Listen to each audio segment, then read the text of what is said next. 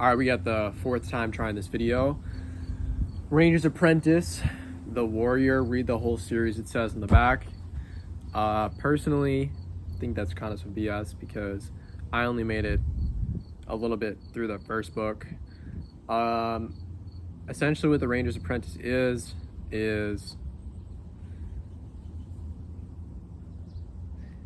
the author's name is John Flanagan, and what he does is there's this ranger who wants to be a ranger's apprentice, or there's a young kid that wants to be a ranger's apprentice. So he's out there hustling, trying to be a ranger's apprentice, and apparently you got to have some decent qualifications to be a ranger's apprentice, like the normal stuff, like you got to be super smart and all the prestigious stuff that people think you need to be whatever. So they totally hype up being a ranger, and then he's like, oh, you probably can't get in, and then they let him in. So the usual book, you know.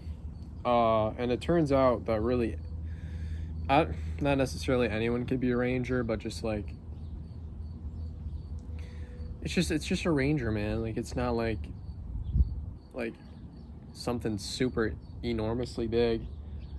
Just like someone being on a job, like it's getting a bit too negative. So really what I'm trying to say is that they just really overhype being a ranger. And I personally made it through 58. I saw a bookmark on 58 pages. That's probably about where I made it. And that's because there was a video game in the car that was like this Indian versus cowboy, and like you could bring the Indians back into the town, and then the Indians would wreak havoc on the town. And I was much more into that than I was Ranger's Apprentice. And it was like a long car ride, so it just was not sparking an interest at all.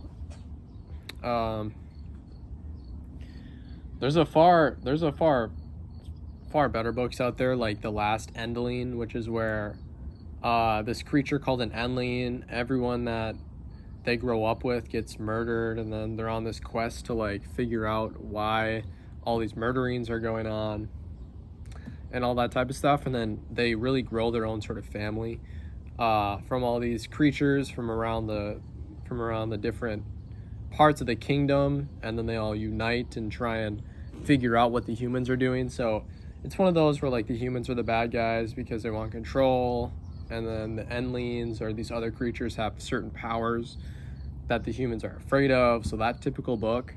But I really just tried to look a bit past that and just was really able to see how they were united as some sort of family, even though that they were each coming from a different place, which is another pretty typical thing from a book.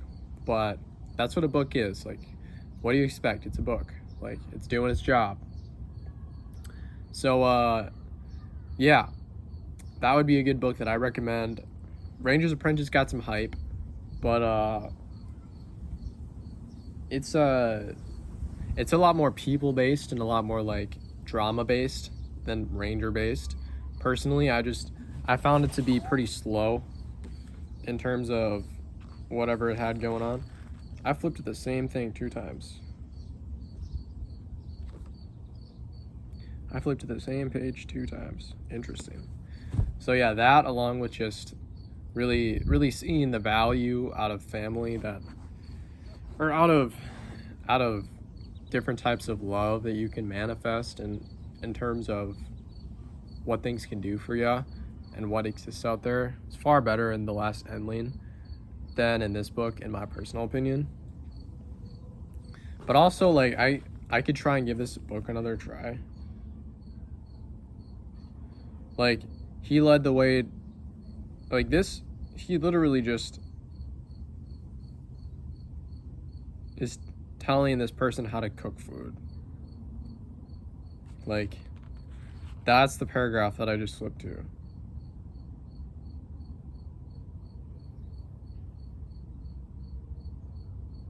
So it's very much like people based, really. Like the descriptions that I've already seen in here, you are a book. The descriptions that I'm seeing in here is very much like people based, and the book is trying to make out people to be specific things, and it's creating its own like social circle in the book instead of being like a ranger, like actually doing stuff. It's a lot more, at least this book, because it's the beginning, is a lot more like setting the foundation and all that stuff. And I was just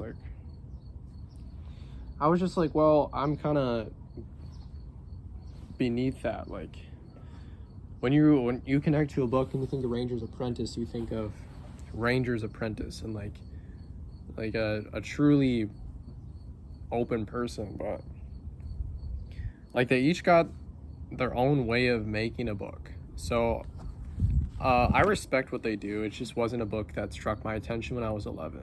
But now that I picked up on it now, I've just seen what they tried to do with the book, and now I appreciate it a bit more. So maybe I'll give it another try. But yeah, ironically, the last Endling is much more based off of just this happens, this happens, this happens, this happens. And now that I'm kind of comparing the two, it seems that the Last Endling really only is able to maintain itself from constant action. And this is really just not a lot of action, but they're already a ranger. So it's interesting. It's just kind of these two different ways that a book can be made, which is that a book is constant action, and then these people are just bound together from their circumstance, and then there's inaction, and then there's just, you're supposed to be here because it's your job, and like kind of this natural way that people seem to go. Sorry about the kids in the background. They're at daycare, so they're just loud. Kids, you know how it be. Kids are fun to hang out with sometimes, do night games and stuff. So that's Ranger's Apprentice. It's really about the community that Ranger's Apprentice makes, and how people treat rangers and how they deal with rangers. And the Last Endling is a lot more about the philosophy, which is just exemplified right away. So like, well, this is not so like, this is actually what happens, is that there's very specific ways that they want to portray what humans are, what these creatures are, and they all act in a very specific way to outline the book. So similarly with Ranger's Apprentice, it's just a bit more intricate, seemingly a bit more intricate, but not. Like, the two different novels just have different focuses on what they're trying to convey as a message and what their deeper philosophy is.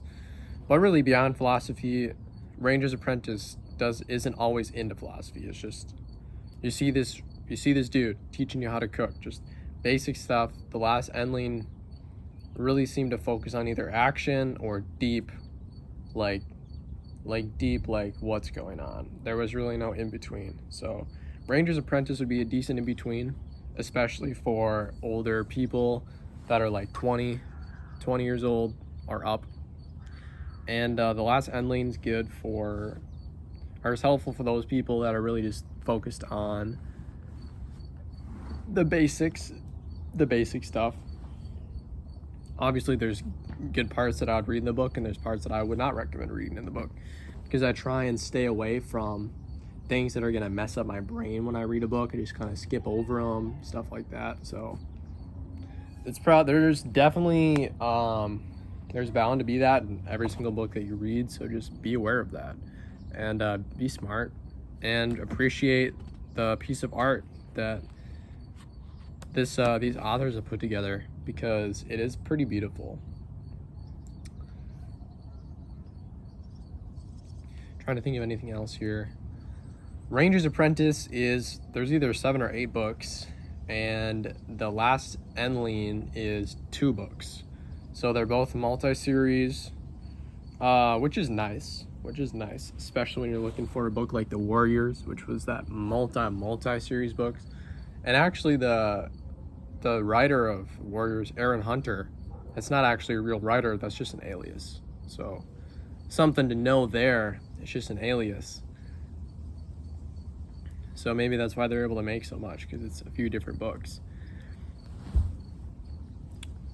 So yeah, that's the Ranger's Apprentice. Thank you guys for watching. I would say the first 5 minutes were like the decent parts, and the second parts were really just reflection of it, but trying to keep this below 10 minutes so I don't get 2 ads.